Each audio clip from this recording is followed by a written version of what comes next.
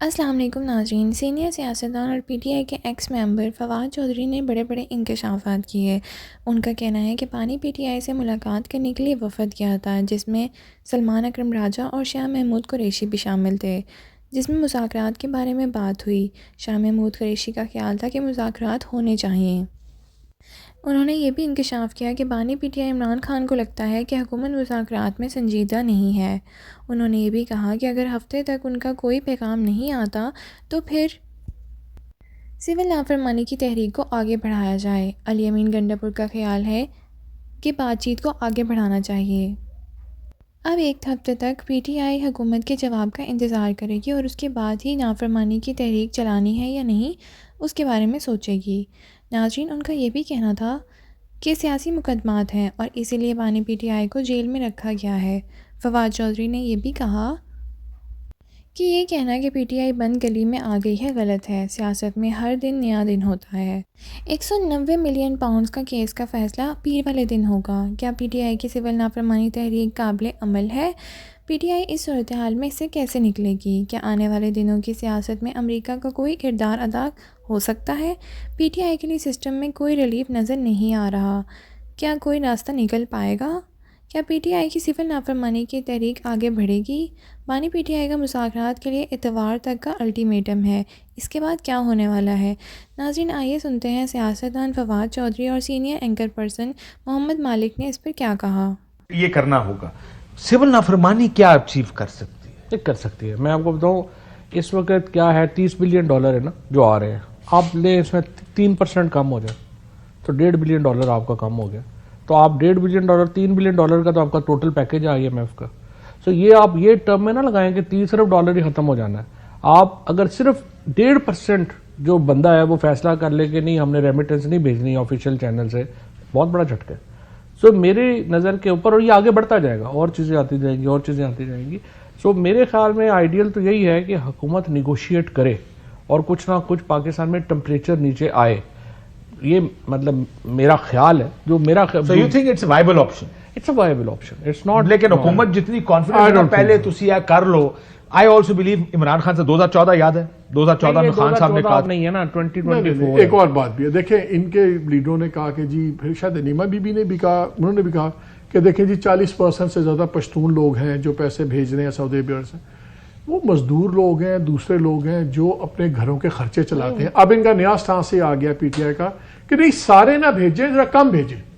मतलब रेडियो खरीदने के पैसे ना भेजें, बिजली के बिल के पैसे भेज दें।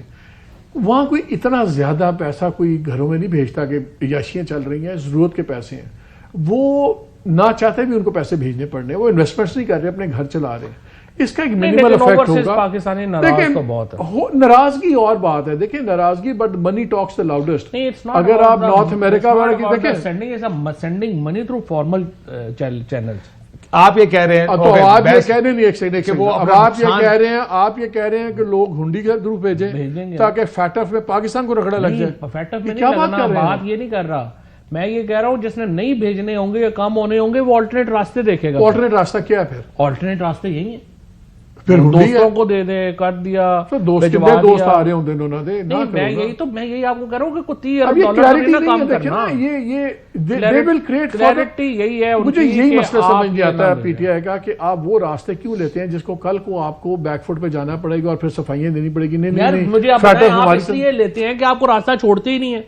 देखिए 800-900 साल की जो डेमोक्रेसी की हिस्ट्री है, या आपने क्या किया है, आपने कॉन्फ्लिक्ट रेजोल्यूशन के तरीके बनाए हैं। पहला तरीका यह है कि जो वोट लेगा वो हुकूमत करेगा। यहाँ 8 को लोगों ने वोट दिया, 9 को तुझे वो बदल देता।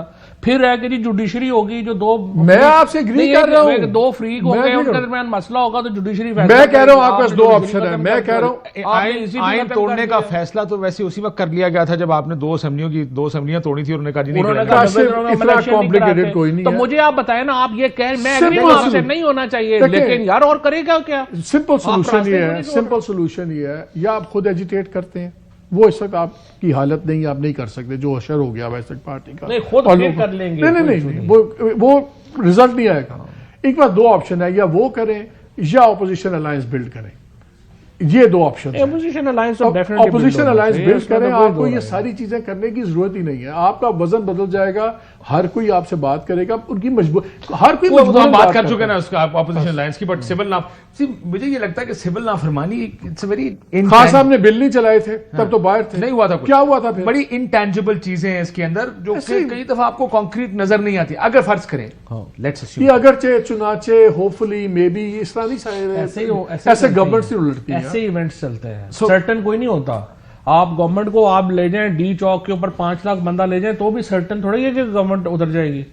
ये पॉलिटिकल इवेंट्स के अंदर से चीजें निकलती हैं जो आप तो जिस दिन डी चौक में 5 लाख आ गया ना बंदा, सर्टन है कि गवर्नमेंट उलट जाएगी, ये यकीन माने, इसमें कोई शक नहीं है।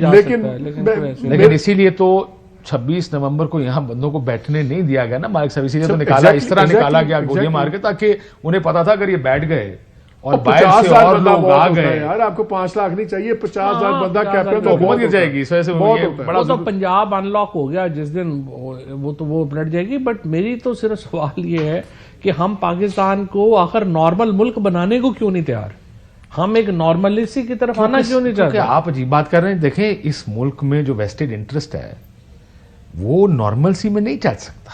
अगर इस मुल्क में आइन होगा, कानून होगा, रूल ऑफ लॉ होगा, तो फिर ताकतवर लोगों का ताकत के जरिए कंट्रोल तो खत्म हो जाएगा ना। फिर तो आइन के जरिए कंट्रोल होगा जिसका भी होगा। के ऊपर बट ये आप तो फिर इसीलिए है क्योंकि आपको हमने नहीं जाने देना। तो आप लायन राइड कर रहे हैं, माई वे और द हाईवे है, माई वे और हाईवे। देखें आप दूसरी साइड का एंगल देखें। एक वक्त था कि इमरान खान वजीर आजम थे, केपी में गवर्नमेंट, सेंटर में गवर्नमेंट, आजाद कश्मीर में गवर्नमेंट, पंजाब में गवर्नमेंट, जीबी की गवर्नमेंट, बंदे को गिरा देते हैं आप। अब वही बंदा खुद अंदर पार्टी तितर बितर, लोग आधे टूटे हुए हैं, बुरा हाल हुआ हुआ है, सजाओं पे सजाएं ठुक रही हैं, सुप्रीम कोर्ट आपकी जेब में, इलेक्शन कमीशन आपकी जेब में, सब कुछ आपकी जेब में। अब वहां पे ये सोच बदलने के लिए कि यार वो, अगर मैं दूसरी साइड पे बैठा हूं, मैं क्या सोचता हूं यार, when the man was all powerful, मैंने गिरा लिया है, अब तो अंदर है मेरा, क्या कर लेगा। अब ये सोच की सोच से लड़ाई है। लोग वोट डाल देंगे, आज भी वोट, कल वोट करा ले, इमरान खान स्वीप कर लेगा, लेकिन इलेक्शन होगा तो वोट करेंगे ना। वोट तो आप और मैं भी जाके डाल देंगे, हमने जाके मार नहीं खा सकते सड़क पे, सीधी बात। सो अब आपको ये देखना है कि ये डायनामिक्स अब रियलिटी है। एक सोच ये है कि हमने इतने स्ट्रांग बंदे को गिरा दिया, तो ये बंदा तो बात है, लेकिन मालिक इसलिए मैं कहता हूं थोड़ा सा एक ही ऑप्शन है मेरे जी, मैं से एक बात खत्म कर लूं कि he has to build an opposition alliance. नहीं सर, ये तो मैं थोड़ा सा डिफर करना बंदे को गिराया, पॉपुलर आदमी को गिराया, और इस वजह से कोई पॉपुलर आदमी काबिल कबूल भी नहीं होता ना, बिकॉज जो पॉपुलर होता है फिर वो अपनी मर्जी करता है। मैं सोच बता रहे हैं, लेकिन देखिए कितनी खतरनाक बात है। प्रॉब्लम यह है इस वक्त पाकिस्तान में कि 2 साल आपने ये सारा टिल लगा लिया, बंदा जेल में डाल दिया, पार्टी खत्म कर दी, आप पॉलिटिकल नैरेटिव खत्म नहीं कर सके। कोई ऑल्टरनेट बयानियां नहीं बना सके। वो जो कहता है वही बयानियां होती और सारे टॉप वजीर सुबह शुरू होते हैं, शाम तक इमरान खान की बात कर रहे हैं। अब इसके नतीजा क्या हो रहा है? इसके नतीजा ये हो रहा है कि पाकिस्तान आपने सोशली डिवाइड कर दिया ऊपर से लेके नीचे तक। समझ ही नहीं आ रही, इतनी अनसर्टेनिटी, पॉलिटिकल इंस्टेबिलिटी, और आप 60%, और देखिए इस महीने 174 शहादतें हैं टेररिज्म से, हाईएस्ट नंबर है आपका।